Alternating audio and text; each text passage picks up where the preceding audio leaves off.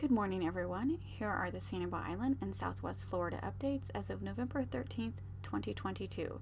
Emergency work is continuing at the East Periwinkle Bridge near Limpet Drive on Sanibel Island. The work will require sporadic closure of boat traffic at the bridge canal. The emergency closures will begin the week of November 14th and should end prior to Thanksgiving, weather permitting. These closures are temporary in nature and should typically be limited to 1 hour during weekdays. No weekend closures are anticipated. The closures are necessary to allow repair of the bridge abutments and to replace washed out materials in the bridge canal to protect the bridge from potential scouring. The City of Sanibel has updated the required affidavits that an electrical contractor or an electrical engineer must submit before LCEC may restore power to a structure. I read over the press release, but I personally could not tell what the differences were from the last passes. At this point, if you haven't got your power turned back on, I recommend going to mysanibel.com to read over the LCEC guidance. The boil water notice is no longer in effect for Fort Myers Beach residents. It is safe to consume regular water on Fort Myers Beach. Boat assistance is now available if impacted by Hurricane Ian.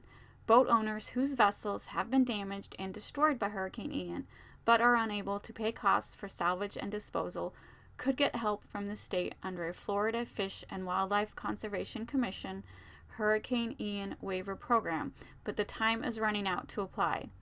The waivers, which require boat owners to release ownership of the vessel, are for the removal and destruction of their Hurricane Ian damaged vessels.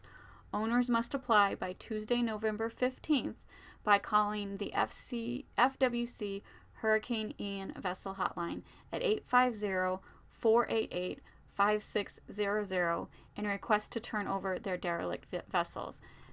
Basically, you're giving up all rights to your vessel, so the area can destroy them for you. Yeah, I guess this is only for people who don't have insurance, because if you have insurance, that should be covering the salvage. Fish of Sanibel and Captiva is restocked with American Red Cross buckets. 1 per household, please. Pickup location is Fish of Sandcap, 2430 Periwinkle Way on Sanibel Island. The Red Cross cleanup kits include bleach, a bucket, scrubbers, sponges, mops, brooms, squeegees, garbage bags, and gloves. If you're not familiar with Fish, Fish is a nonprofit organization on Sanibel that mainly supplies food to lower income families, but they've really been pulling out all stops during the hurricane and are supplying food, non-perishable food items, toiletry items, anything they can get a hold of. So yeah, if you're not aware of them, research them. It is a great tool for Sanibel residents.